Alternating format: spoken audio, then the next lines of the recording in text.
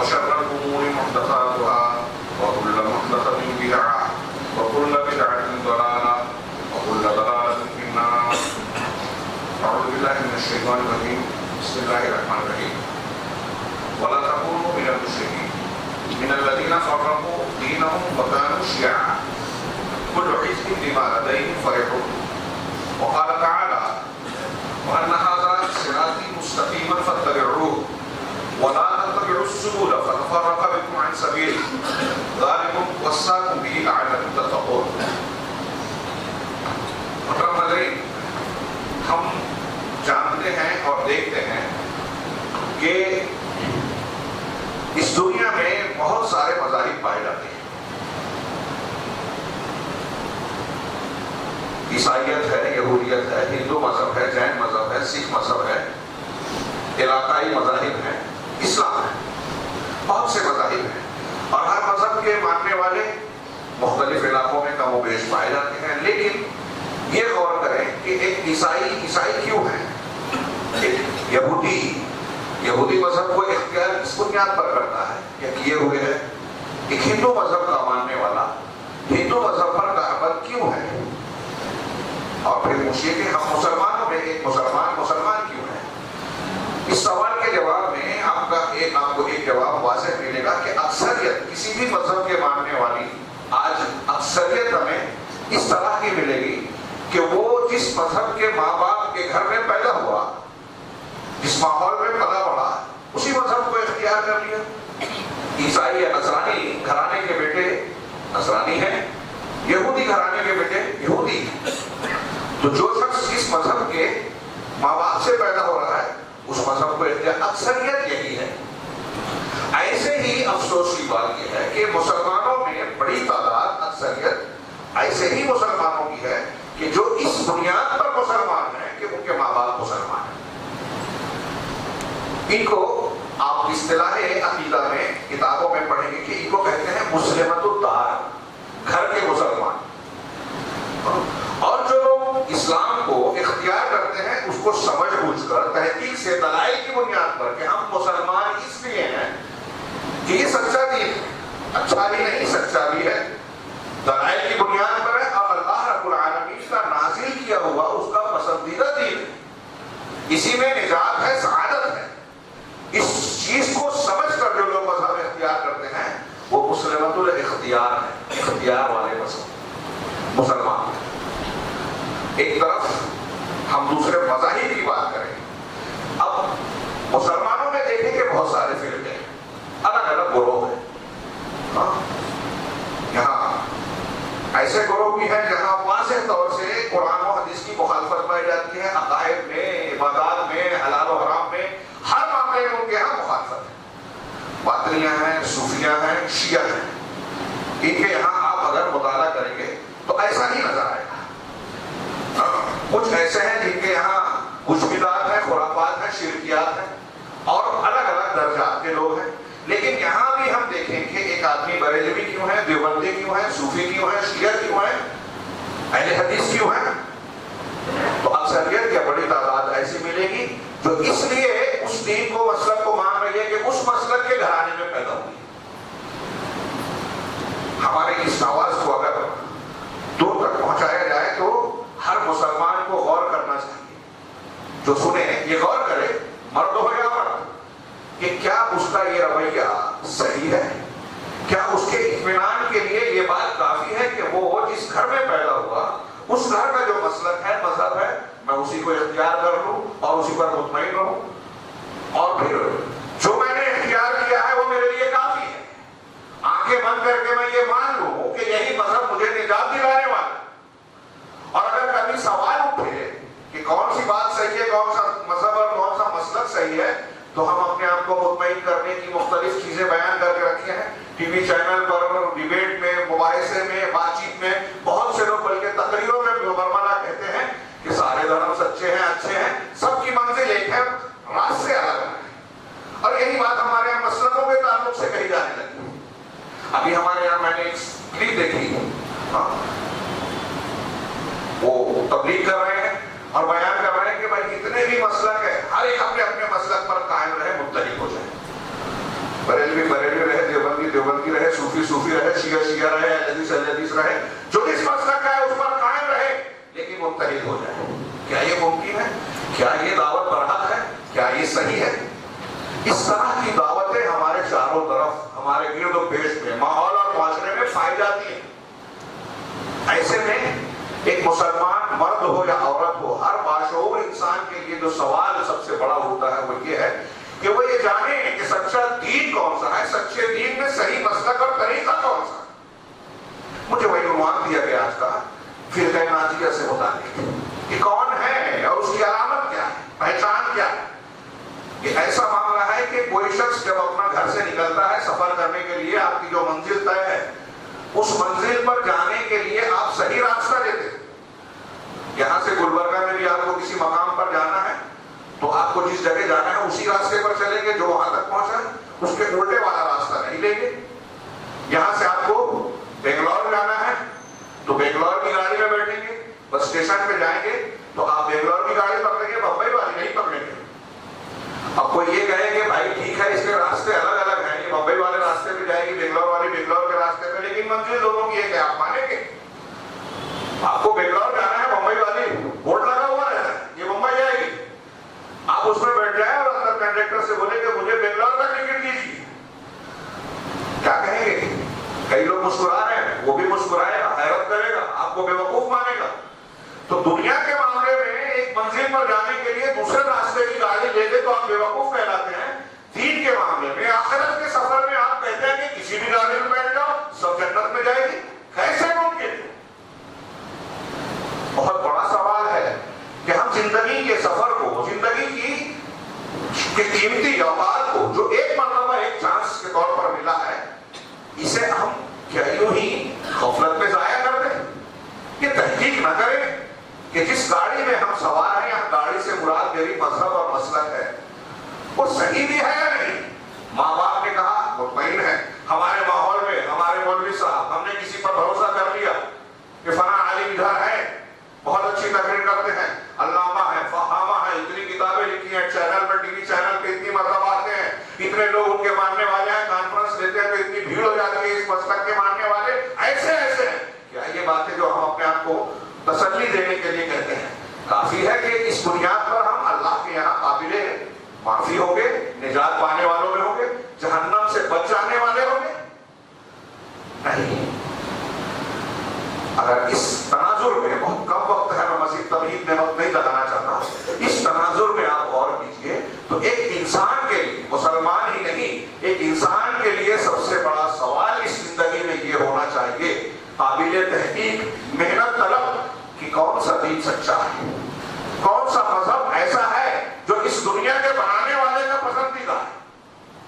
بہت سے مذاہب ہیں، دعوے سب کے پاس ہیں، لیکن یہ سب سے بڑا جھوٹ اور فریب ہے کہ ہم یہ کہیں کہ سب سچے، سب اچھے ہیں.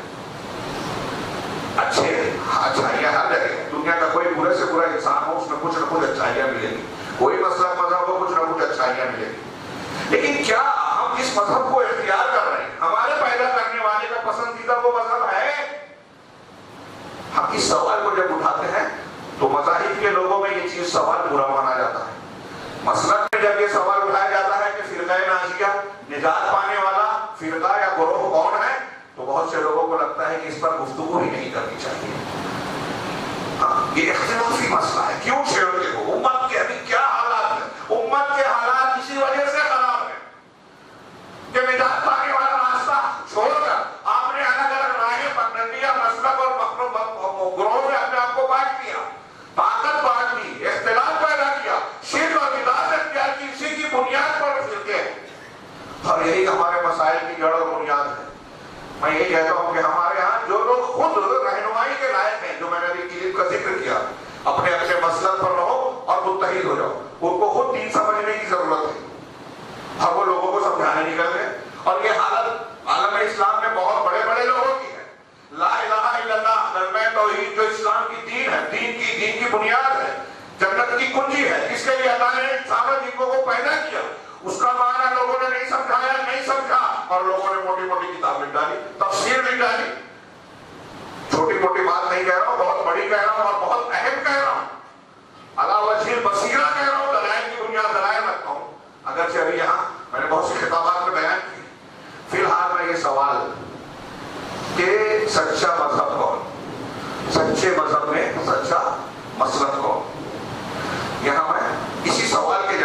ایک اور سوال اٹھا رہا ہوں کہ جس رب العالمین نے پیدا کیا ہمیں اور آپ کو، کائنات کو، ہر ایک چیز کو، ہمیں ہر ضرورت دی، وہ آتاکم من کل ما سألتموہ، تم نے جو مانگا، جو چاہا، اللہ نے کہا کہ میں نے ان کو، اللہ نے سب کچھ دیا، وَإِن تَعُدُّوا نِعْمَتَ اللَّهِ لَا تُحْصُوهَا، اگر اللہ کی نعمتوں کو گننا چاہو تو شمار نہیں کر پاؤ گے۔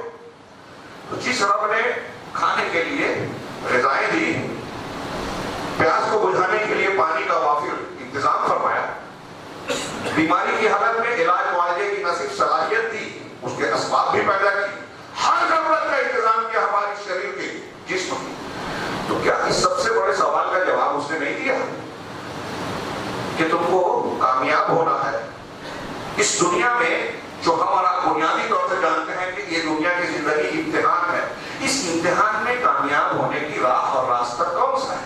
کیا نہیں بتایا؟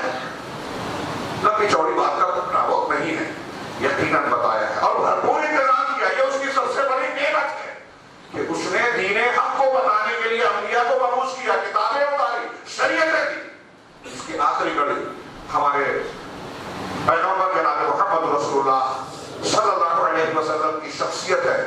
آپ پر قرآن نازل کیا گیا، آپ کی سیرت کو جامع اور مکمل سیرت بنایا گیا، آپ کو خلق عظیم پر محمول کیا گیا اور پوری کائنات کے لیے ہدایت کی راہ اور مشعل راہ بنایا گیا۔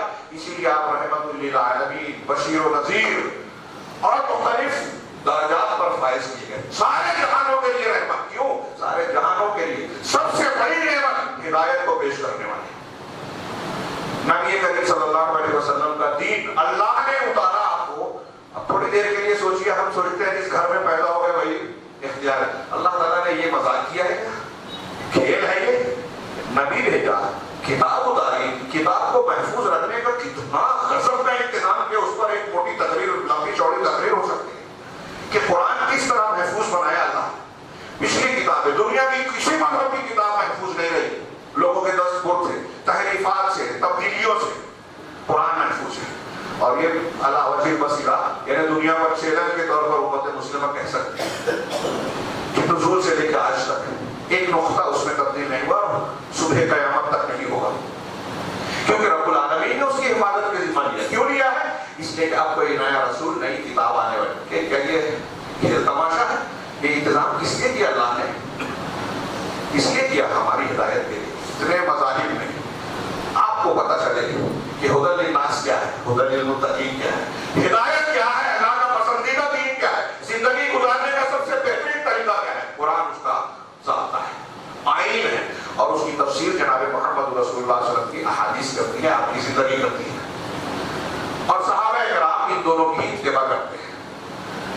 اللہ تبارک و تعالیٰ نے اتارا، ہم نبی صلی اللہ علیہ وسلم نے پہنچایا، ہمیں اور آپ کو ہر نماز میں دعا سکھائی، ہر نماز میں، ہر نماز کی ہر رکعت، امام ہو مقتدی ہو، وہ اختلاف کرتے ہیں لوگ، لیکن صحیح بات یہ ہے کہ بغیر سورہ فاتحہ کے نماز نہیں ہوتی، یاد رکھیے۔ مسئلہ کے چکر میں اس فرض کو نہ چھوڑیے۔ امام حنیفہ رحمہ اللہ، امام محمد رحمہ اللہ سے بھی منقول ہے کہ احتیاطاً پڑھ لینا چاہیے، الجھے مت، صاف کہنا ہے، لا صلاۃ لمن لم یقرأ بفاتحۃ الکتاب۔ اس شخص کی نماز ہی نہیں، کوئی نماز نہیں، اس نے ام القرآن نہیں پڑھی، اور ہر ام القرآن پڑھنا ہے آپ کو، ہم کو مقتدی ہو، امام ہو، تو اس میں دعا مانگنی ہے، اہدنا الصراط المستقیم، اہدنا الصراط المستقیم۔ ہمیں صراط مستقیم کی ہدایت دے، دکھا۔ ہدایت دینے کا 3-4 ماہ ٹائم نہیں ہے، دکھا، اسی پر چلا، اس پر عمل کرا، اور اس پر قائم اور ثابت قدم رہا، ادھر ادھر نہ ہو پائے۔ ہر نماز کی ہر رکعت، اور صرف یہی دعا نہیں، ہدایت کے لیے اللہ کے نبی صلی اللہ علیہ وسلم کی اور دعائیں، صبح شام آپ دعائیں مانگا کرتے تھے، اس میں آپ کو کئی جگہ ملے گی ہدایت کی دعا، علم نافع کی دعا، اللہم انی اسألک الہدی والتقی والعفاف۔ خدا ہدایت مانگ رہا ہے۔ ہدایت کیا ہے؟ علم صحیح، دین کی صحیح پرکھ، جانکاری، اور اس کو اختیار کرنے کی توفیق یہ ہے ہدایت۔ سب سے اہم، علامہ ابن تیمیہ کہتے ہیں کہ بندے کے لیے، ہمارے اور آپ کے لیے سب سے زیادہ ضروری، سب سے زیادہ نفع بخش دعا یہی ہے، اہدنا الصراط المستقیم۔ آپ کو دنیا کی نعمتیں مل جائے، پراپرٹیز مل جائے، بہت کچھ مل جائے، لیکن ہدایت سے محروم ہے، تو آپ سب سے زیادہ قلاش ہے، دیوالا ہے، محروم ہے، بدقسمت ہے، اور کچھ نہ ملے فاقہ کشی کی نوبت ہو جائے. لیکن ہدایت ہے، توحید ہے، صحیح دین ہے، تو آپ سے بڑھ کر خوش قسمت کوئی ہے ہی نہیں، چاہے کوئی دوسرا بادشاہ ہی کیوں نہ ہو. اس نعمت کی قیمت جانیے، ہر دعا ہر نماز میں سکھائی. اب ایک طرف سکھائی قرآن کا، نبی صلی اللہ علیہ وسلم نے دین پہنچایا، کس مشقت سے، کس محنت سے پہنچایا. اللہ رب العالمین نے فرمایا لعلک باخع نفسک علی آثارہم ان لم یؤمنوا بہذا الحدیث اسفا. ایسا لگتا ہے کہ آپ ان کے پیچھے اپنے آپ کو ہلاک کر لیں گے اگر یہ اس حدیث پر، اس قرآن اور سنت پر، اگر اس دین پر ایمان نہ لائے. اللہ رب العالمین کی طرف سے آپ کے حق میں یہ گواہی، آپ نے کوئی کسر نہیں چھوڑی، پورا دین پہنچا دیا. اور دین پہنچانے کے بعد امت سے خطاب کر کے کہا کہ ترکتکم علی البیضاء، میں نے تم کو ایک روشن صحرا پر چھوڑا ہے، کھلا راستہ، کوئی چھپا نہیں ہے. کوئی یہ نہ بولے کہ میری سمجھ میں نہیں آتا کہ حق کیا ہے، باطل کیا ہے، صحیح کیا ہے، غلط کیا ہے. جس کی تقریر سنو وہ اچھا اور سچا لگتا ہے، بالکل غلط بات ہے. آپ ایمانداری سے تحقیق کیجیے، اللہ کے رسول اللہ نے فرمان چمکتا ہوا نظر آئے گا کہ میں نے تمہیں روشن شاہراہ پر چھوڑا ہے. ایسی شاہراہ ہے یہ دین کی، لیلھا کنہارھا، اس کی راتیں بھی دین کی طرح روشن ہے. لا یزیغ عنہا الا حالک، اور کما قال کہ اس سے بھٹکے گا وہی، بہکے گا وہی جو ہلاکت میں پڑنے والا ہے، جس کا مقدر ہی ہلاکت ہے، جہنم میں جانا ہے. وہی اس راستے سے ہٹے گا. صاف ستھری راہ ہے. وہ راستہ کون سا ہے؟ وہ راستہ کون سا ہے؟ نبی کریم صلی اللہ علیہ وسلم نے نہیں پہنچایا. یہ جتنا اہم سوال ہے اتنا ہی واضح بھی ہے اس کا جواب. لیکن حیرت انگیز بات یہ ہے، یہ فتنہ ہے کہ مقدر ہو چکا. بہت سارے دانشوروں کو، علماء کو، عوام کو، مسلمان کہلانے والوں کو، قرآن اور حدیث کو حق ماننے والوں کو سمجھ میں نہیں آ رہا ہے. نبی کریم صلی اللہ علیہ وسلم نے اتنا صاف کہا. ابھی میں نے ایک آیت پڑھی، دو آیتیں پڑھی دو مقام سے. ایک سورہ روم کی، اللہ رب العالمین نے فرمایا وَلَا تَكُونُوا مِنَ الْمُشْرِكِينَ، مشرکین میں سے مت بن جاؤ. مِنَ الَّذِينَ فَرَّقُوا دِينَهُم، کون سے مشرکین؟ جنہوں نے اپنے دین کو جدا جدا ٹکڑے ٹکڑے کر دیے، فرقہ فرقہ بنا دیا. یہاں غور کریں، یہ لوگ اتحاد کی ادھی دعوت دیتے ہیں جاہلانہ، اور سمجھ بوجھ کے کہہ رہا ہوں، الزام تراشی کے طور پر نہیں.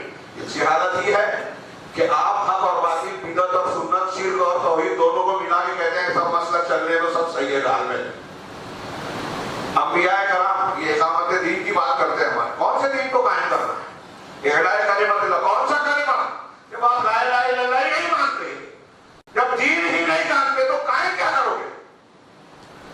تو پہلے اس دین کو جانے جس کو قائم کرنا ہے. کسی نبی نے کبھی کسی شرک کو برداشت نہیں کیا اور نہ کر سکتے ہیں، کیونکہ ان کی بنیادی ڈیوٹی ذمہ داری یہ تھی کہ شرک کا رد کرے توحید کو پھیلائے.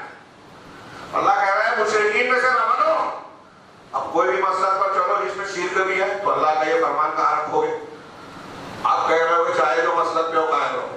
اب کتنے مسلک ہیں جہاں کھلا کوئی تعویل اویل کی گنجائش، شرک پایا جاتا ہے، شرک اکبر پایا جاتا ہے. اب آپ کہہ رہے ہو کہ شرک بھی کرتے رہو اور متحد بھی ہو جاؤ، تو پھر آپ کا دین کہاں بچا؟ کل آپ یہ بھی کہیں گے کہ غیر مسلموں کے تہوار میں، ان کی عبادت میں، ان کے عبادت خانوں میں ان کے ساتھ شریک ہو جاؤ، متحد ہو جاؤ. آپ کا دین جب بچا ہی نہیں تو اتحاد کا مطلب کیا ہوا؟ آپ اپنے مذہب پر قائم رہیں گے تب اتحاد. تب کہیں گے ہندو مسلم فنا بنائے گئے، بات مسلمان نہیں تو اتحاد کہاں سے؟ مولانا آزاد کا کیا پیارا جملہ ہے، اسی سے مصالحت جو ہے، اتحاد اور مصالحت بقائے حق کے ساتھ ہوتی ہے. آپ کا حق قائم ہو، تشخص برقرار ہو، تب مصالحت کہلائے گی. مصالحت فنائے حق کے بعد نہیں ہوتی. آپ حق تباہ کر دو، اپنا موقف چھوڑ دو، توحید چھوڑ دو اور مصالحت کرو، یہ مصالحت نہیں ہے. آپ نے اپنے آپ کو ضائع کر دیا، ختم کر دیا.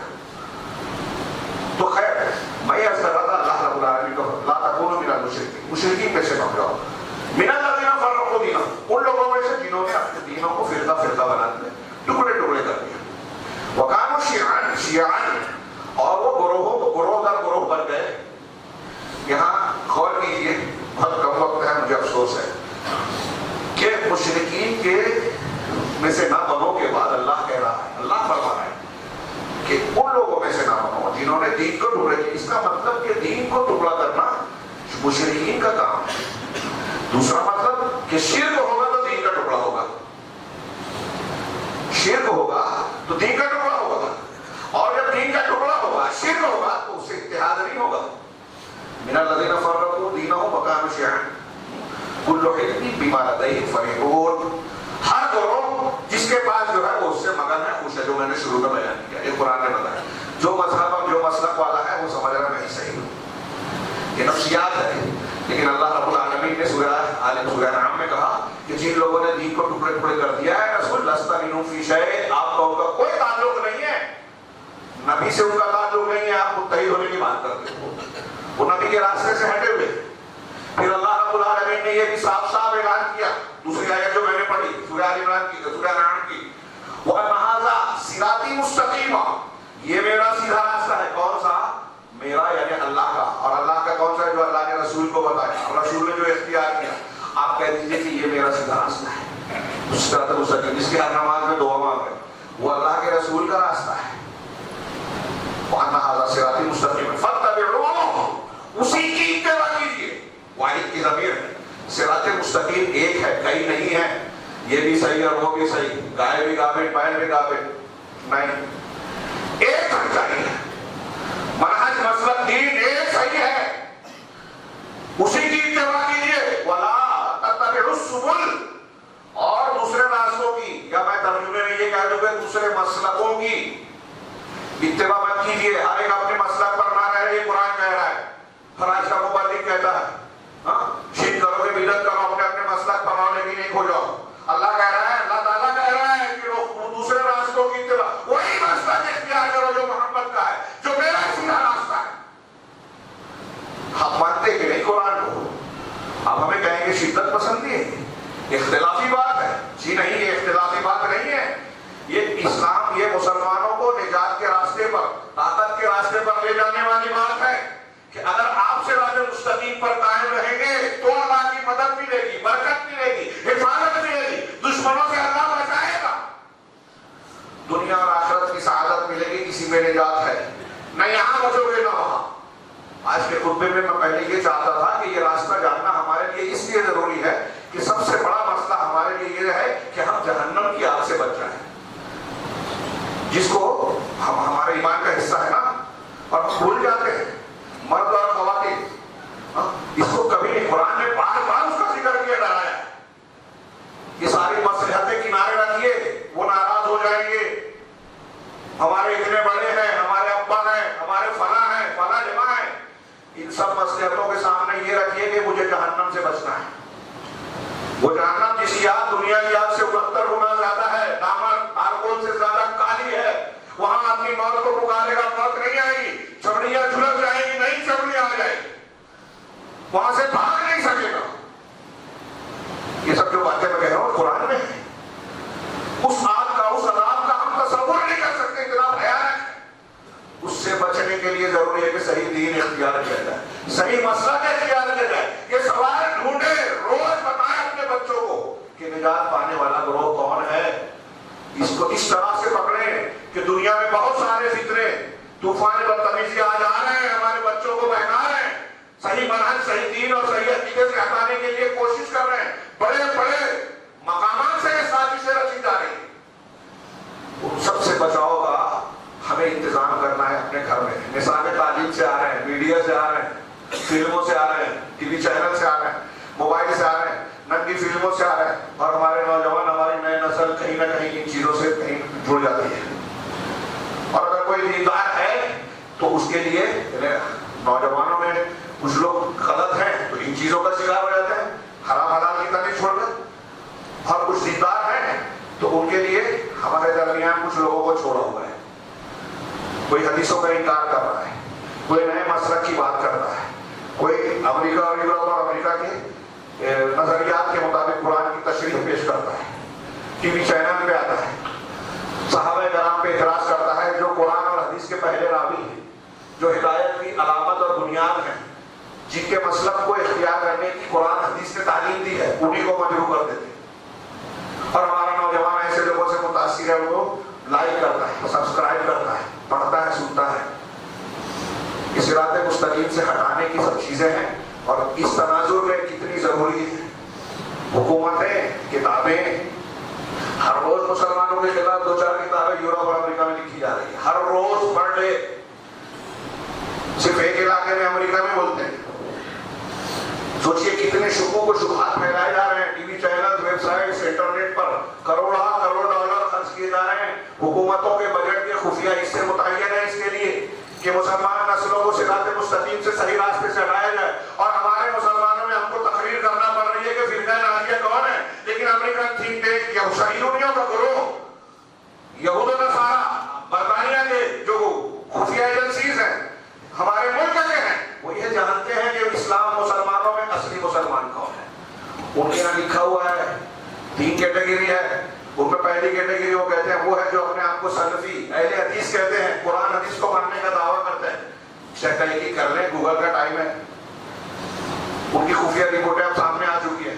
یورپ اور امریکہ کے لوگ کہتے ہیں کہ اصلی خالص اسلام ان کے پاس ہے، ہمارے لوگوں کی سمجھ میں نہیں آ رہا ہے۔ ہوائی بات ہے، منبر رسول سے پوری ذمہ داری کے ساتھ کہہ رہا ہوں، یہ جانتے ہوئے کہ بہت سے لوگوں کو برا لگے گا، لیکن آپ کے برا لگنے سے سچائیاں بدل نہیں جائے گی۔ آپ اپنا بھی بھلا اگر دیکھتے چاہتے ہیں، جن کو برا لگ رہا ہے، تو آپ کامیابی کے راستے پر چلنا چاہتے ہیں، تو آپ کو یہ سوال اس کی تحقیق کرنا پڑے گی، فرقہ ناجیہ کون ہے۔ پوچھیں اللہ سے، پوچھیں رسول اللہ صلی اللہ علیہ وسلم سے، اس سوال کا جواب وہی تو دیں گے، سب سے سچا اچھا صحیح جواب۔ تو نبی کریم قرآن کا ایک جواب جو میں نے کہا کہ اللہ کہہ رہا ہے یہ میرا، آپ کہہ دیجیے یہ میرا سیدھا راستہ ہے، اسی کی اتباع کیجیے، اسی پہ چلیے، دوسرے راستوں پہ نہیں چلیے۔ اب ایک دم سمپل لاجک، سمپل سوال جو ہر ایک کی سمجھ میں سمجھتا ہوں آ سکتا ہے، وہ یہ ہے کہ ایک بات بتائیے کہ نبی کریم صلی اللہ علیہ وسلم کس لیے آئے؟ ہدایت پہنچانے کے لیے۔ آپ کی سیرت مکمل ہے یا نہیں؟ ایک مسلمان سے پوچھتے ہیں، حنفی ہو، شافعی ہو، مالکی ہو، صوفی ہو، شیعہ ہو، کوئی بھی ہو، اسے پوچھیں کہ نبی کریم صلی اللہ علیہ وسلم نے پورا دین پہنچایا کہ نہیں پہنچایا؟ آپ کی سیرت میں، آپ کی حیات طیبہ میں ہمارے زندگی کے وسائل کا حل ہے یا نہیں؟ عقائد ہے کہ نہیں؟ عبادات ہے کہ نہیں؟ معاملات ہے کہ نہیں؟ وہ کافی ہے یا ادھورے ہیں؟ ادھورا بولا تو کافی ہو جائے گا، اور اگر کافی بول رہا ہے، جب وہ کافی ہے تو پھر دوسروں کو دیکھنے کی ضرورت ہی کیا؟ سمپل سوال میرا یہ ہے، سمجھانا یہ چاہتا ہوں، مائیں بہنیں سن رہی ہیں تو وہ بھی بہت غور سے سنیں، جادو ٹونا شرکیات ان کے یہاں بھی بہت ہیں، وہی کام کریں، وہی عقیدہ اختیار کریں جو اللہ کے نبی صلی اللہ علیہ وسلم نے اختیار کیا۔ ابھی آگے میں بتا رہا ہوں، بہت مختصر علامت ہے۔ فرقہ ناجیہ کی بنیاد یہ ہے کہ قرآن و حدیث کو دین مانتی ہے بنیادی طور سے، اجماع اور قیاس وغیرہ جو ہے اس کے تابع ہوں گے قرآن و حدیث کے، ہم انکار نہیں کرتے، اس کے تابع ہوں گے۔ قرآن اور حدیث بنیاد ہے۔ اب نبی کریم صلی اللہ علیہ وسلم کا دین مکمل ہے۔ آپ دنیا سے جب گئے، نبی صلی اللہ علیہ وسلم کی وفات کے بعد 100 سال ہوئے، مرجیہ پیدا ہوئے، جہمیہ پیدا ہوئے، قدریہ پیدا ہوئے، اشاعرہ ہوئے، معتزلہ ہوئے، حنفی، شافعی، مالکی، حنبلی ہوئے، صوفی ہوئے، تو پھر یہ بات کے ہوئے نا۔ میرا ایک سوال ہے، موٹا سا سوال، کسی کی میں برائی نہیں کر رہا ہوں، ان سب مسلکوں کو ہٹا دو، اللہ کے نبی صلی اللہ علیہ وسلم نے جتنا دین پیش کیا وہ محفوظ ہے یا نہیں ہے، وہ مکمل ہے یا نہیں ہے، اس پر عمل کریں، صرف اتنے ہی پر جو اللہ کے رسول صلی اللہ علیہ وسلم نے بتایا، جس کو ابوبکر صدیق رضی اللہ تعالیٰ عنہ، عمر فاروق، عثمان غنی، حضرت علی، دیگر صحابہ نے جتنا دین مانا، اگر آج ہم اتنا دین مانیں تو کافی ہوگا کہ نہیں؟ جنت کے راستے پہ چلنے والے کہلائیں گے کہ نہیں کہلائیں گے؟ اس پہ کمی ہوگی کیا؟ یہاں اب میں نے اس بات کو کوئی پکڑ کے یہ دھوکہ دے رہے، ارے دیکھیے مولوی صاحب یہ کہہ رہے ہیں آج کے زمانے میں کیا کیا یوز کر رہے ہیں، پنکھا، لاؤڈ اسپیکر، موبائل، کمپیوٹر، اللہ کے رسول کے زمانے میں تھا۔ دنیا کے معاملات اور دنیاوی امور کا جن کی شریعت کی تکمیل سے تعلق نہیں ہے، شریعت مکمل ہے، یہ دنیاوی امور ہے، اگر شریعت کے راستے میں جو فائدے مند چیزیں ہیں اس میں ترقی کرنا یہ دین کی تعلیم کا حصہ ہے، دھوکے میں نہ پڑے۔ دنیاوی بدعت دین سے تعلق نہیں رکھتی، اور دین میں کوئی بدعت ہے تو وہ گمراہی ہے، سنت سے ہٹ جانا ہے، سنت کی مخالفت ہے۔ ہر جمعہ میں آپ کہتے تھے کہ ہر نئی چیز بدعت ہے، ہر بدعت گمراہی ہے۔ تو اللہ کے نبی صلی اللہ علیہ وسلم نے سوال کر رہا تھا فرقہ ناجیہ والے جواب میں کہ جتنا دین آپ نے پہنچایا اتنا بہت۔ اب اللہ کے نبی صلی اللہ علیہ وسلم نے جو دین پہنچایا تھا، صحابہ نے جتنا مانا تھا، اتنا دین فرقہ ناجیہ کا طریقہ ہوا۔ ماننے پر صحابہ کے بارے میں کہا اللہ مجھ سے راضی ہوا. اسی دین کے بارے میں کہا فَإِنْ آمَنُوا بِمِثْلِ مَا آمَنْتُمْ بِهِ فَقَدِ اهْتَدَوْا. اگر لوگ اس طرح ایمان لے آئے مشرکین کفار یہود نصارا جیسے تم اس وقت صحابہ کرام کے علاوہ کون مسلمان تھا؟ اللہ تعالیٰ نے کس سے خطاب کیا؟ جیسے تم ایمان لائے اگر ویسے یہ لوگ بھی لے آئے دوسرے کفار مشرکین تو فقط اهتدوا. قرآن کہہ رہا ہے وہ ہدایت یافتہ ہو جائے گی. قرآن کہہ رہا ہے کہ جو صحابہ کرام رضی اللہ عنہم اجمعین کے طریقے پر ایمان لے آئے وہ ہدایت یاب ہو گیا. اب صحابہ کے بعد امام فنا بزرگ فنا شیخ طریقت فنا ہوا میں اڑنے والے پانی پہ چلنے والے کرامت دکھانے والے اس کی ضرورت رہ جاتی ہے کہ وہ جو بتائیں گے تو ہم اس کو مانیں گے. ہاں ان کے ذریعے سے ہم قرآن و حدیث اور صحابہ کے منہج کو سمجھیں یہ اچھی بات ہے. لیکن اگر بات کے کسی آدمی کا کوئی اور قرآن و سنت سے ٹکرا جائے کوئی نئی بات آ جائے تو ایک مسلمان اس کو گوارا نہیں کر سکتا کہ اللہ اور رسول اللہ صلی اللہ علیہ وسلم کی بات کو چھوڑ کر کسی کی بات کو اختیار کر لے. اور یہ جواب اللہ کے نبی صلی اللہ علیہ وسلم نے بہت صاف دیا ہے. جو میں نے بیان کیا عقلی طور پر یہ قرآن و حدیث کا جواب ہے. اصل میں نبی کریم صلی اللہ علیہ وسلم کی حدیثوں کی طرف نہیں رہا, اشارہ کر رہا ہوں. سنن کی مشہور حدیث ہے اللہ کے نبی صلی اللہ علیہ وسلم نے کہا اوصیکم بتقوی اللہ. میں تمہیں اللہ کے تقوی کی وصیت کرتا ہوں. تقوی کیسے آئے گا؟ توحید سے.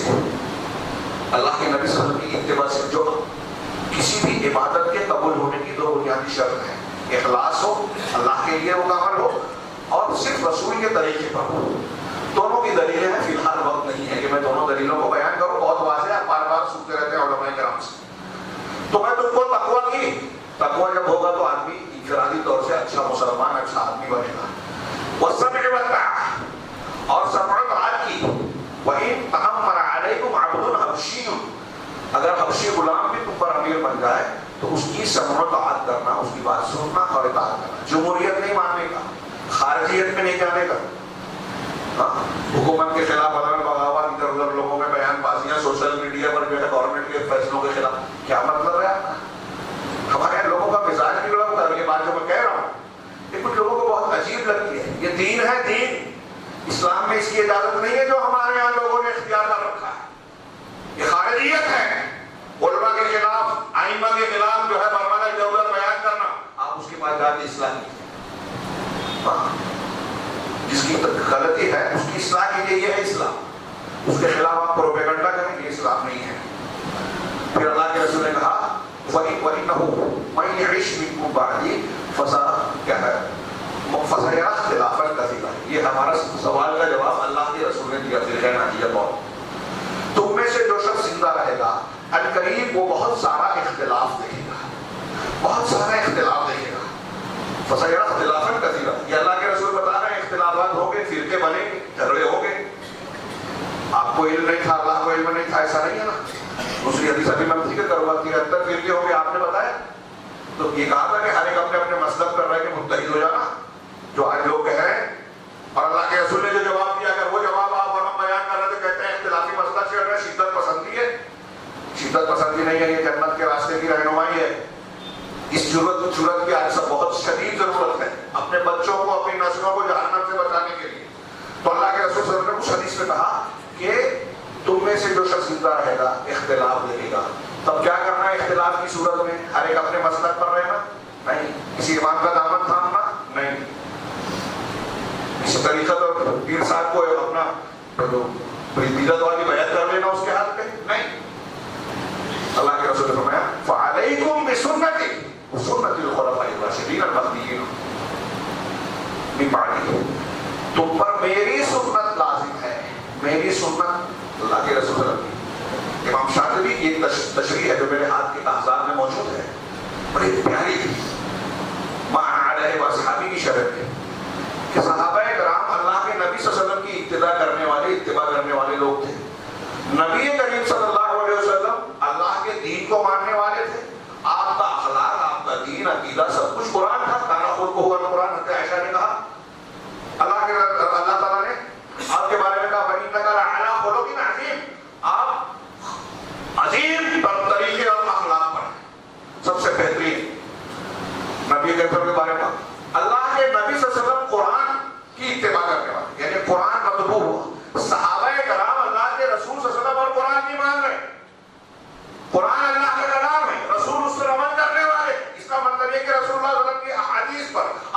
طریقے اور سنت پر جو عمل کرے گا وہ قرآن حدیث دونوں پر عمل کرے گا، اس لیے وہ اہل الحدیث ہوگا، اہل السنہ والجماعہ ہوگا، اہل القرآن والسنہ ہوگا۔ یہ اس کے القاب پہچان کے ہے، یہ نام نہیں ہے، شناخت ہے۔ تو اللہ کے رسول صلی اللہ علیہ وسلم کو صحابہ نے لایا، اور اللہ کے رسول صلی اللہ علیہ وسلم کی سنت تھی وہ قرآن کے مطابق تھی۔ تو جو صحابہ کرام کے طریقے پہ چلے گا، یہاں اس جملے میں بھی کہا کہ تم پر میری سنت لازم ہے اور میرے بعد میرے خلفائے راشدین۔ خلفائے راشدین کون ہیں؟ صحابہ کرام ہیں۔ اب یہ اصول کی بات ہے، یہاں وقت نہیں ہے کہ اگر صحابہ میں اختلاف ہوگا تو وہاں کس کو کیا جائے گا، لیکن اگر کوئی صحابہ کرام کا متفقہ عقیدہ ہے، عمل ہے، تو وہ وہی حق ہے، اس سے جو ہٹے گا وہ فرقہ ناجیہ نہیں ہو سکتا۔ آج جتنے بھی فرقے ہیں اہل الحدیث کو چھوڑ کر، ٹائم نہیں ہے اس لیے ڈائریکٹ بات کر رہا ہوں، تفصیل میں نہیں جا رہا ہوں، جتنے بھی ہیں آپ صحابہ کرام کا عقیدہ، صحابہ کرام کی عبادت، ان کا منہج اور طریقہ ایک طرف رکھیے اور دین کے موازنے کیجیے۔ منبر رسول سے پورے وضوح کے ساتھ کہہ رہا ہوں، اہل الحدیث کے علاوہ کوئی گروہ آپ کو نہیں ملے گا جو 100% صحابہ کرام کے طریقے پہ ہو۔ عقیدے میں فرق ہے جی، اللہ اس پر مستوی ہے، تمام صحابہ کا عقیدہ، تابعین، تبع تابعین، چاروں اماموں کا عقیدہ۔ آج ہمارے یہاں اشعری ماتوریدی اور اس کے حوالے سے صوفیوں کا یہ عقیدہ نہیں ہے، ہندوستان پاکستان کے احناف کا یہ عقیدہ نہیں ہے کہ اللہ عرش پر مستوی ہے۔ لکھ لیجیے، چھوٹی موٹی بات نہیں ہے، یہ صرف ایک مثال دے رہا ہوں۔ عقائد میں اس طریقے سے قرآن حدیث صحابہ کے عقیدے سے ہٹا ہوا ہمارے یہاں لوگوں نے اختیار کیا، تو کیا یہ فرقہ ناجیہ ہو گئے؟ اللہ کے رسول صلی اللہ علیہ وسلم نے اس حدیث میں صرف اس ایک حدیث کو آپ غور سے پڑھیے، شاید میں شام کی حدیث میں قرآن میں اس کو بیان کروں، وقت نہیں رہا، اور سرسری طور سے کہ تم پر میری سنت لازم ہے، میرے بعد میرے خلفائے راشدین، ہدایت یافتہ خلفائے راشدین کی، عضوا علیہا بالنواجذ، اس کو اپنے دانتوں سے، ناجزہ جو توڑنے والا، گوشت توڑنے والا دانت ہوتا ہے، اس کو ناجزہ کے ذریعے سے مضبوطی سے پکڑ لو۔ کتنی تاکید کر رہے ہیں، ہم لوگ لائٹلی لیتے ہیں۔ اللہ کے رسول کہہ رہے ہیں نا، اس کے لیے صلی اللہ علیہ وسلم، اس کے لیے کہہ رہے ہیں، ہمارے آپ کو کہہ رہے ہیں کہ دانتوں سے مضبوط پکڑ لینا، ہم پکڑنے کو تیار ہی نہیں ہے۔ سوالیہ کے ساتھ ارے ہمارے فلاں علامہ، فلاں بزرگ، فلاں پیر، فلاں، ان کو چھوڑ دیں گے؟ اللہ کے رسول کی سنت اور خلفائے راشدین میں صحابہ کی سنت کو پکڑنے کے لیے تیار ہی نہیں ہے۔ کتنی صاف تعلیم ہے۔ اب اگر کوئی نہیں مانے تو اس میں شریعت کا قصور ہے کیا؟ آپ نے تو واضح کر دیا نا، اس کو دانتوں سے دبا کے پکڑ لینا، ہم اس کو چھوڑ دیتے ہیں، منہ سے بولتے ہیں کہ ہاں ہم صحابہ کے طریقے پہ ان کی عزت کرتے ہیں، لیکن اس مسلک کو مانتے ہیں تو یہ بھی ماننا ضروری ہے اتنے لوگ غلط ہیں کیا، اور دنیا کی دوسرے ڈیلے بہانے قرآن حدیث کو رد کر دیتے ہیں، صحابہ کے طریقے کو روک دیتے ہیں۔ اگر صحابہ قرآن حدیث کے طریقے کو اختیار کیا جائے تو یہ مسلکوں کے جھگڑے ہی ختم ہو جائیں گے، تھوڑے بڑے رہیں گے تو دل میں بغض عناد دشمنی نہیں رہے گی۔ عقیدے کا اختلاف، صحابہ کرام میں عقیدے کا اختلاف نہیں تھا، اگر ہے تو ایک جزوی کسی چیز میں ملے گا، عقیدے میں اختلاف نہیں ملے گا۔ ہمارے یہاں عقائد کا اختلاف پایا جاتا ہے، منہج کا اختلاف پایا جاتا ہے۔ کسی ایک صحابی کو بتائیے کہ حدیث رسول ثابت ہو گئی اس کے سامنے اور اس نے کہا کہ میں نہیں مانوں گا، فلاں عالم فلاں بزرگ میری سمجھ میں نہیں آتا، کوئی ایک صحابی بھی نہیں ملے۔ ہمارے یہاں لوگ ایسے بہت ملیں گے، وہ صحابہ کے طریقے پہ ہیں کیا؟ پھر وقت نہیں ہے، زیادہ ہو گیا ہے، اشارے کرو سے اللہ کے رسول صلی اللہ علیہ وسلم کا فرمان کہ یہود و نصارہ 72 فرقوں میں بٹے، میری امت 73 فرقوں میں بٹے گی، کلھا فی النار۔ کتنا اہم سوال ہے، لوگ کہہ رہے ہیں اپنے اپنے مسلک پر رہ کے متحد ہو جاؤ، اللہ کے رسول کہہ رہے ہیں کہ سب کے سب جہنم میں جائیں گے الا واحد، سوائے ایک کے۔ ہاں یہ معمولی سوال ہے، معمولی بات ہے کہ اگر آپ اس ایک کے طریقے سے ہٹ گئے تو آپ جہنم کے راستے پہ چل رہے ہیں۔ یہ میں نہیں کہہ رہا ہوں، یہ مسلک کی بات نہیں ہے، یہ نبی پاک صلی اللہ علیہ وسلم نے ہماری ہدایت اور خیر خواہی کے لیے صاف صاف بیان کر دیا۔ ہاں ہم ماننے کو تیار ہیں، سب جہنم میں، آپ اس راستے سے ہٹے تو نجات پانے والوں میں نہیں رہیں گے۔ وہ ایک کون ہے؟ سمپل، سادی، واضح، کھلی بات، ما انا علیہ و اصحابی، وہ طریقے ہے۔ نجات پانے والا گروہ وہ ہے جو اس طریقے پر ہوگا جس پر آج میں ہوں اور میرے صحابہ ہیں۔ کتنی کلیئر صاف بات ہے جو میں نے اتنی تھوڑی قدر تفصیل سے بیان کی کہ نبی صلی اللہ علیہ وسلم کا جو عقیدہ ہے وہی عقیدہ جو فرقہ اختیار کرتا ہے. صحابہ کا جو عقیدہ ہے وہی عقیدہ. صحابہ نبی کے طریقے پہ تھے تو اللہ کے رسول اور صحابہ کا جو عقیدہ تھا, جو عبادات تھی, عبادات کا طریقہ تھا, جو منہج تھا, دین کے اختیار کرنے کے جو اصول تھے, جو ان اصولوں کو اختیار کرتا ہے وہی نجات کے راستے پر ہے, وہی جہنم سے بچنے والا ہے. کتنا اہم سوال ہے, اس کا کتنا کلیئر جواب. اب اس کی علامت ہے, اس کے لیے ٹائم نہیں رہا, 2-4 علامتوں کا صرف اشارہ کرو. سب سے پہلی علامت کہ فرقہ ناجیہ کی واضح علامت یہ ہے کہ وہ قرآن و حدیث کو اپنا دستور اور دین کی بنیاد مانتی ہے. اللہ کے نبی صلی اللہ علیہ وسلم اور قرآن کے فرمان اور حکم کے مطابق ترکت فیکم شیئین, میں تمہارے درمیان 2 چیزیں چھوڑ جا رہا ہوں. کبھی گمراہ نہیں ہوگے جب تک ان چیزوں کو دونوں کو مضبوط نہیں پکڑو گے. اگر ان دونوں سے کوئی چیز ٹکرا جائے, یہ دوسرا ایک پہچان کہ قرآن و حدیث کے سامنے کسی کی بات کو ہم مقدم نہیں کرتے.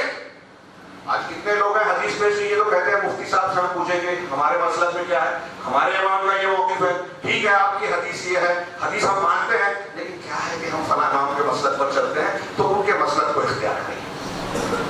فرقہ ناجیہ کی علامت نہیں ہے.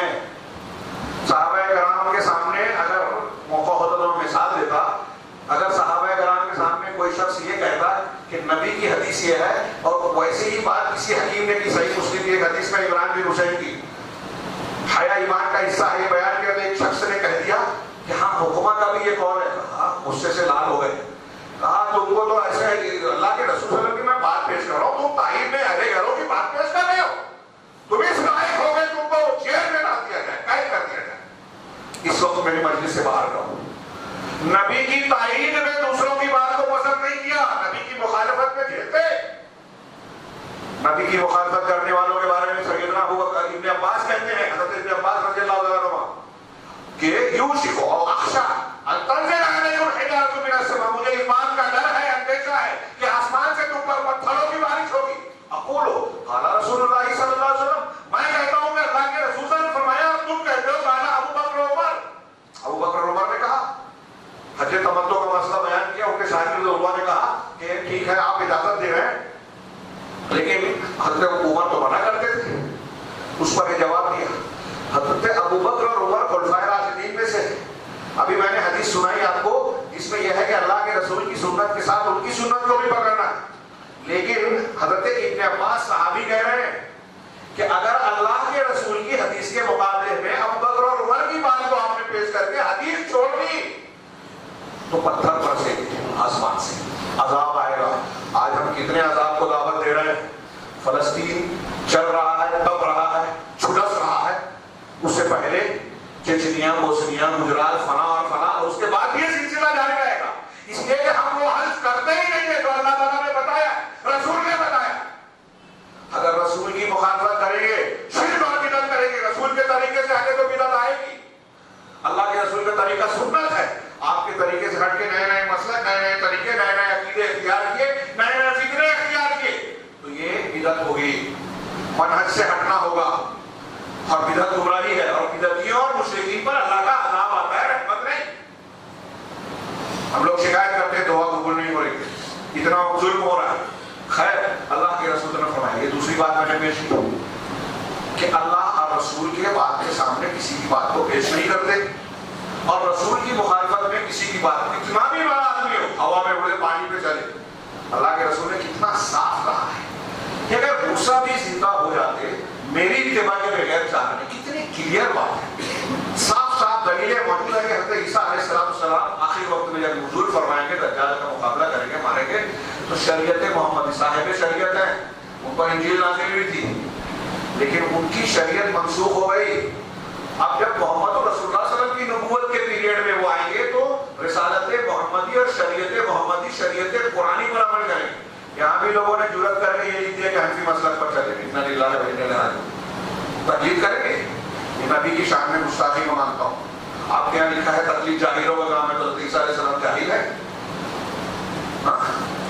اپنے آپ کو صحیح ثابت کرنے کے لیے دوسروں کی گستاخی ہے, اور پھر الزام اہل حدیث پہ ڈالتے ہیں. تو خیر, ایک شریعت کی مخالفت نہیں کرے. ایک علامت یہ بتائی کہ کسی طرح کسی شخصیت سے تعصب نہیں رکھتے. یہ اتنا بڑا, میں تو مولانا مودودی صاحب کو مانتا ہوں کا فین, سید قطب کا فین, ڈاکٹر اسرار کا فین، اور کوئی تو جاہلوں کا، یہ بھی جاہل ہے. تین نام لیے، تینوں میں کوئی بھی عالم نہیں ہے. معلومات دیجیے، باقاعدہ عالم نہیں ہے، اسی لیے انحراف ہے. سید قطب کے بارے میں کہا حضرت کے حفیظ ہے، ایسے مولانا مودودی صاحب کے بارے میں کہا، وحید الدین خان صاحب کے بارے میں کہا گیا. کیونکہ دین اور شریعت کی تحقیق جدید دور میں ڈاکٹر اسرار اور مولانا مودودی، ان کی تحریروں سے ہمارے نوجوانوں میں بڑے انحراف آ رہا ہے. ہم شخصیت کی، ان کے جذبے کو رد نہیں کر رہے ہیں، لیکن ان کی تحریروں سے شدت پسندی، غلط راہ، قرآن و حدیث سے ہٹ کر ایسے طریقے کو اختیار کرنا جو جدید دور کی خارجیت ہے. اسے سنیے، خارجیت، مسلمانوں کو کافر کہنا. سید قطب نے پورے اسلامی سماج کو کافر کہا. عبداللہ مودودی صاحب کے یہاں بھی یہی کہا. ہمارے نوجوانوں سے متاثرین موجود ہیں، میں جو کہہ رہا ہوں بہت برا لگے گا ان کو، لگتا ہے کامنٹس کرتے ہیں، نہ جانے کیا کیا کہتے ہیں، لیکن کیا کریں. یہ منہج فرقہ ناجیہ کا ایک منہج یہ بھی ہے کہ کسی شخصیت سے محبت یا کسی کی مخالفت کی بنیاد پر طے نہیں کرتے. ہمارے کسی عالم نے غلط کیا تو یہ حق ہے ہم پر، یہ حق کو واضح کرے، ان کی غلطی کو نظر انداز کرے، رد کرے. میرا عالم ہے، میرے استاد ہیں، اس لیے ان کے غلط کو میں غلط نہ بولوں. یہ نجات پانے والے گروہ کا طریقہ نہیں. عبداللہ بن مسعود کی وقت ہوتا تو میں مسلم شریف کی حدیث پیش کرتا کہ ہر نبی کے حوالی اور صحابی ہوتے تھے، ان کی خصوصیت بتائی کہ وہ اپنے نبی کی اتباع کرتے، اور پھر ایسا ایسا ان کی خوبیاں بیان کی. اور پھر اس کے بعد برے جانشین ہوئے. کہتے وہ جو کرتے نہیں کرتے وہ جس کا حکم نہیں دیا گیا. کہتے وہ جو کرتے کہتے ہیں قرآن حدیث مانتے ہیں لیکن مانتے نہیں ہیں. اور کرتے وہ ہیں جس کا حکم نہیں دیا گیا، مطلب بدعت کرتے ہیں اور کہتے ہیں کہ اسلام پر چل رہے ہیں. تو ایسے لوگوں کے بارے میں دیکھیے، آپ کہتے ہیں شدت پسندی. حدیث رسول کے لیے صحیح مسلم کے عبداللہ بن مسعود کی اللہ کے رسول سے کہ جو ایسے لوگوں سے ہاتھ سے جہاد کرے وہ مومن، اور جو ایسے لوگوں سے زبان سے جہاد کرے وہ مومن، جو ایسے لوگوں سے دل سے جہاد کرے وہ مومن، اور اس کے بعد ایمان لائے کے ذرے کے برابر. یعنی بدعتیوں سے جہاد کرنا. عبداللہ بن زبیر، امام حمیدی، امام بخاری، امام مسلم کے استاد کہتے ہیں کہ میرے نزدیک کفار سے جہاد سے زیادہ اہم بدعتیوں سے جہاد ہے. کیونکہ کفار اگر حکومت پالیں گے تو ڈائریکٹ اسلام پر اثر نہیں ڈالیں گے، نہیں بدلیں گے. بدعتی دین بدلتا ہے. اور یہی بات، ایسی ملتی جلتی بات امام احمد بن حنبل بھی کہتے ہیں. خیر، آگے میں یاد کر رہا تھا کہ ایک دو علامتیں اور بیان کر دوں، کافی وقت زیادہ ہو گیا تو معافی چاہتا ہوں. کہ ایک علامت یہ کہ اہل فرقہ ناجیہ کی ایک پہچان یہ ہے کہ جب اختلاف ہوتا ہے تو قرآن و حدیث سے فیصلہ کرتے ہیں. کیوں؟ قرآن حدیث کا یہ حکم ہے، فَإِن تَنَازَعْتُمْ فِي شَيْءٍ فَرُدُّوهُ إِلَى اللَّهِ وَالرَّسُولِ. اگر تمہارا کسی معاملے میں اختلاف، پچھلے آیت کے پچھلے حصے سے اگلا حصے تک بیان کریں تو بہت پیارے ہدایات ملتی ہیں، لیکن اس کا حکم نہیں رہا. اللہ کی اطاعت کرو، رسول کی اور اولو الامر کی. اولو الامر میں جو علماء اور عمرا ہیں دونوں آتے ہیں. آگے اللہ نے کہا اگر تمہارا اختلاف ہو. لوگ اس کو تقلید کی تائید میں پیش کرتے ہیں. آیت کو میں ایسا مانتا ہوں کہ تقلید کا رد کر دیا ہے. یہی آیت کہہ رہی ہے کہ اگر تمہارا اختلاف ہو، اللہ سے اختلاف ہوگا، ایک مسلمان کا ہوگا کیا؟ رسول سے ہوگا نہیں. اللہ رسول سے اختلاف کرے گا ایمان ہی نہیں بچے گا. اختلاف کس سے ہو سکتا ہے؟ اولو الامر سے. ہمارے یہاں لوگ جو لوگ تقلید کرتے ہیں کہتے ہیں امام کی کسی بات کی مخالفت کر ہی نہیں سکتے. مقلد کے لیے اس کے امام کا قول دلیل ہے، یہ کتابوں میں لکھا ہوا ہے. لیکن اللہ کہہ رہا ہے کہ اگر تمہارا اختلاف ہو جائے فردوہ الی اللہ والرسول، تو اللہ کی طرف اور رسول کی طرف لوٹاؤ. واضح معنی ہے کہ قرآن اور حدیث کی طرف. اور جب اللہ کہہ رہا ہے کہ اختلافات کا حل اللہ رسول قرآن حدیث سے کرنا، اس کا مطلب ہمارے اختلافات کا حل جواب قرآن حدیث میں ہے. اگر نہیں ہوتا تو اللہ یہ کہتا ہی نہیں. ہمارے اختلافات کا حل اگر قرآن حدیث میں نہیں ہوتا تو اللہ یہ حکم دیتا کہ اپنا اختلاف وہاں حل کرو. ان کنتم تؤمنون باللہ والیوم الآخر، اگر اللہ اور آخرت کے دن پر ایمان لاتے ہو. قرآن نے کہا فلا وربک لا یؤمنون حتی یحکموک فیما شجر بینہم ثم لا یجدوا فی انفسہم حرجا مما قضیت ویسلموا تسلیما. تیرے رب کی قسم وہ مومن نہیں ہو سکتے جب تک کہ اپنے اختلافات میں آپ کو فیصل نہ بنائے. آپ کے گھر میں جھگڑا ہو، مسلک کا جھگڑا ہو، کسی اور چیز کا جھگڑا ہو، رسول اللہ صلی اللہ علیہ وسلم کو فیصل بنائیے. اور پھر رات کے جھگڑا آپ کو فیصل بنائے، آج کی تاریخ میں آپ کی حدیث اور سنت سے فیصلہ مانگے. اور پھر جب آپ کا فیصلہ آئے تو اپنے دل میں تنگی نہ محسوس کریں اور سر نہ جھکا دیں. یعنی اندر سے بھی مان لیں، باہر سے بھی مان لیں. باہر سے مان کے اندر میں یہ کہ نہیں سمجھ میں نہیں آ رہا ہے، چلے گا نہیں، اللہ جانتا ہے. اللہ کہہ رہا ہے ایسے لوگ مومن نہیں ہیں. اور ایک اور علامت بیان کر دوں، سب سے اہم، سب سے ضروری یہ کہ فرقہ ناجیہ انبیاء اور محمد رسول اللہ صلی اللہ علیہ وسلم کے طریقے کے مطابق دین کی بنیاد توحید کو مانتے ہیں. توحید ان کے دین کی بنیاد ہے. تمام انبیاء کی دعوت کی بنیاد خلاصہ حاصل توحید لا الہ الا اللہ. اس کی دلیلوں کا موقع نہیں ہے, آپ جانتے ہیں, سنتے ہیں, اور بالکل واضح دین کا سبق ہے.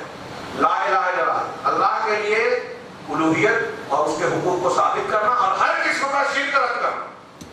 یہ فرقہ ناجیہ جو ہوگا وہ انبیاء کے طریقے پہ اپنی دعوت کو بھی استوار کرے گا.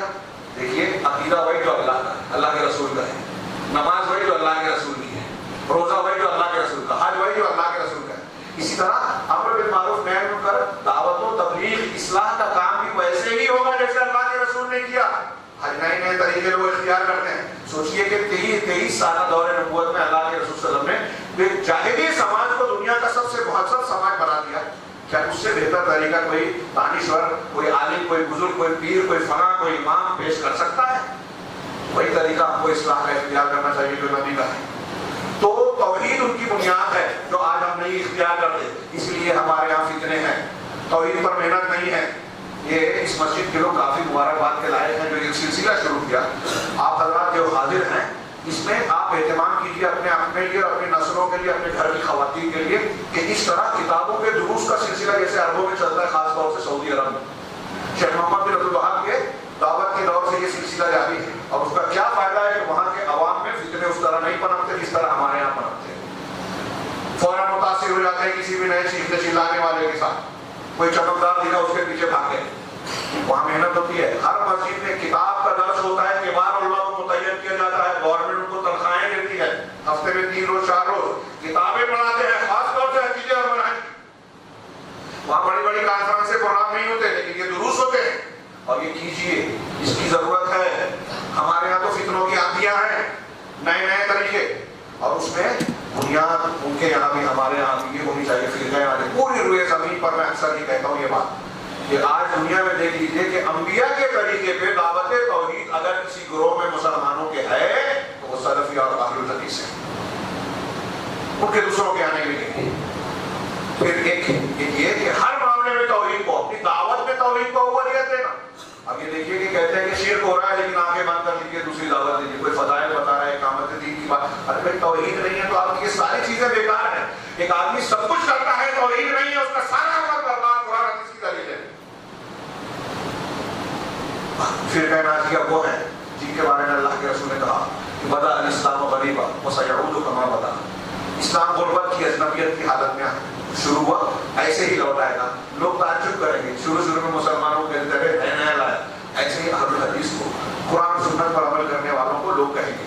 ایک آخری بات کہ فرقہ ناجیہ وہ ہے جو تمام فرقوں میں وسطیت رکھتا ہے, اعتدال رکھتا ہے. آپ دیکھیں گے کہ جتنے بھی بدعتی گروہ ہیں وہ افراط و تفریط کا شکار ہے. ایک گروہ وہ ہے جو اللہ کے اسماء و صفات کا انکار کرتا ہے, قرآن و حدیث میں ہے. ایک گروہ اس کے بالکل الٹا, یہ بالکل انکار کرتے ہیں. اور ایک گروہ بالکل الٹا ہے جو مانتا ہے تو اللہ کی اسماء و صفات کو مخلوق سے مشابہت دیتا ہے. دونوں کفر ہیں. قرآن کی آیت ہے لیس کمثلہ شیء, اللہ کے جیسا کوئی نہیں. اب کوئی جیسا مانے تو کافر. وہ سمیع البصیر, اور وہ سننے والا دیکھنے والا ہے. اب کوئی سننے اور دیکھنے والے کا انکار کرے وہ بھی کافر. اہل سنت والجماعت, اہل الحدیث, فرقہ ناجیہ ان دونوں کے بیچ میں ہے. اللہ کی وہ اسماء و صفات جو قرآن و حدیث میں آئے ہیں جیسے آئے ہیں ویسے ہی مانتے ہیں, اور مشابہت مماثلت کا انکار کرتے ہیں, کیفیت کا انکار کرتے ہیں. دونوں چیزوں کو لے کر چلتے ہیں. کچھ لوگ ایسے ہیں جو اہل بیت کی محبت میں صحابہ کو برا کہتے ہیں, کچھ صحابہ کے مقابلے میں اہل بیت کی مذمت کرتے ہیں. اہل سنت والجماعت دونوں کو حق دیتے ہیں. کچھ وعد اور وعید کو کے سلسلے میں فرق ہے. خارجی جو لوگ ہیں وہ وعید کی دلیلوں کو لے کے مسلمان اگر کافر گناہ کبیرہ کرتے ہیں تو کہتے ہیں گناہ کبیرہ کیا, کافر ہو گیا, اسلام سے خارج ہو گیا. آج ہمارے یہاں جیسے یہ تحریری لوگ کہتے ہیں ووٹ دیا کافر, اذان دے رہے ہیں لیکن کافر ہیں, گناہ کیا کافر, گورنمنٹ کا کوئی فلاں چیز کو اختیار کر لیا کافر. تو ایسے ہی جیسے خارجیوں نے کہا حضرت علی کافر ہو گئے, حضرت معاویہ کافر ہو گئے, حضرت ابو موسیٰ اشعری, یہ ان کی نگاہ میں جو غلطی نہیں کی تھی غلطی مان کے کافر مان دیا. تو یہ تکفیری گروہ ہے خارجیوں کا, شیعوں اور رافضیوں کا. اہل سنت والجماعت ان کے افراد سے بھی ہٹے ہوئے ہیں اور ان کے مقابلے میں جو مرجیہ ہیں جو کہتے ہیں کہ مسلمان کلمہ پڑھ لیا کوئی بھی گناہ کر لو کوئی فرق نہیں پڑتا، اس کو بھی غلط مانتے ہیں، افراط و تفریط کے بیچ میں۔ تو اس طریقے سے میں نے 2-3 مثالیں دی، اس کی تفصیل میں آپ کو ملے گا کہ اہل السنہ والجماعہ مسلمانوں میں امت وسط ہے۔ یہ وہ گروہ ہے جن کے بارے میں اللہ کے نبی صلی اللہ علیہ وسلم کا فرمان ہے لا تزال طائفۃ من امتی، میری امت کا ایک گروہ ہمیشہ ظاہرین علی الحق، حق پر ظاہر قائم رہے گا، لا یضرهم من خذلهم، یہ ہمارے لیے تسلی بھی ہے اہل حق کے لیے کہ ان کو ان کی مدد چھوڑنے والے ان کا کچھ بگاڑ نہیں پائیں گے، تکلیف آئے گی، امتحان ہوگا لیکن بگاڑ نہیں پائیں گے، لا یضرهم من خذلهم حتی یأتی امر اللہ، یہاں تک کہ اللہ کا امر آ جائے گا۔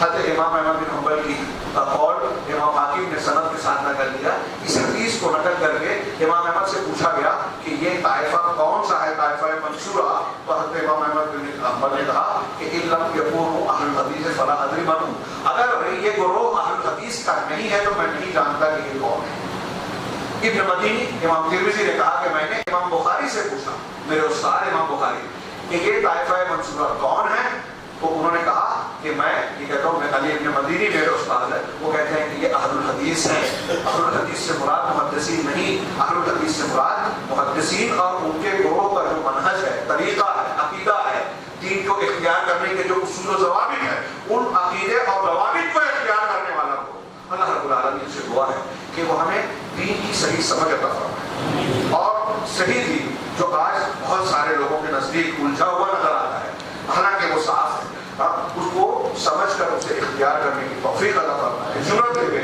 اور دوسروں تک پہنچانے کی ہم کو توفیق بھی عطا فرمائے۔ آج اس کی شدید ضرورت ہے، اور میں اپنی بات ختم کر دعاؤں سے پہلے ایک جملہ پھر سے کہوں کہ یہی سچا دین ہمارا اختیار کریں گے میرے بھائیوں، تو دنیا میں جتنے مسائل ہیں نا، ہم بہت ساری لمبی چوڑی باتیں کرتے ہیں، فلسطین کا مسئلہ، یہاں کا معاملہ، فلاں کا پریشانی، بے روزگاری، آپس کے جھگڑے اور نہ جانے کیا کیا، ان سب کا حل بھی اسی میں ہے کہ آپ صحیح دین کو، خالص دین کو اختیار کریں اور اخلاص کے ساتھ اختیار کریں۔ دنیا کے مسائل بھی حل ہوں گے اور آخرت میں جہنم سے بچانے والا بھی یہی منہج اور طریقہ ہے۔ اللہ رب العالمین اس صراط مستقیم پر چلنے والا ہم کو بنائے، اور دنیا میں بھی سعادت سے، آخرت میں بھی کامیابی سے نوازے، ہر قسم کے فتنے اور ہر قسم کے عذاب سے دنیا اور آخرت